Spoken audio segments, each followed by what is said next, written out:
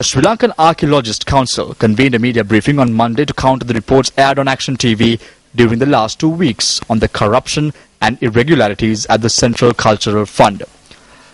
Members of the council stated that they do not believe that the director of the Central Cultural Fund is engaged in corruption. Incidentally, the president of the Sri Lankan Archaeologist Council is the Director General of the Central Cultural Fund, who is now in the spotlight for engaging in corruption. There is an institute well known to us. We do not know how to react to the reports on the media accusing the fund of malpractice. We are specialized in a particular field. We have a system. We have a discipline that we adhere to when carrying out activities. There is no argument that academics need to be respected. However, this should not be a barrier to look into the conduct of officials that administer public institutes that are maintained by public funds. This is because administrative regulations and ethics are common to all, irrespective of their status. The president of the Sri Lanka Archaeologist Council was appointed as the Director General of the Central Cultural Fund on the 3rd of October 2012 through a cabinet paper. This appointment in question was only valid until a suitable person is appointed through the appropriate procedure. Based on the establishment code, a high-ranking officer cannot cover the duties of a low-ranking officer in the same institution. However, the Director General of the Central Cultural Fund had covered the duties of the Project Director of the Northwestern Excavation and Conservation Project. He not only covered the duties, but also obtained the allowances that came with it.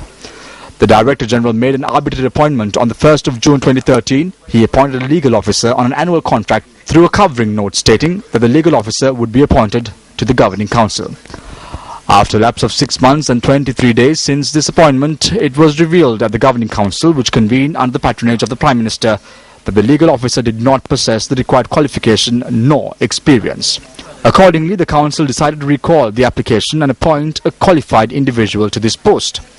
After agreeing to this, the Governing Council makes a surprising decision.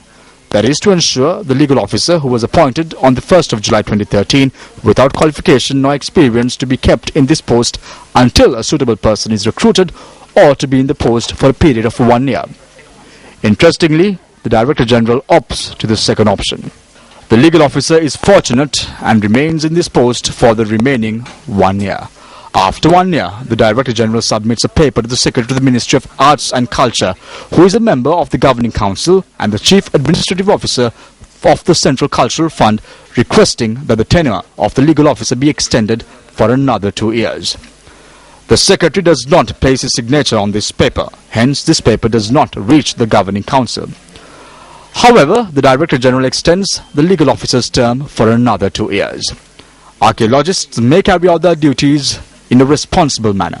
However, can an institute which is vested with the responsibility to boast of the Sri Lankan heritage and pride make such arbitrary decisions violating all norms and principles?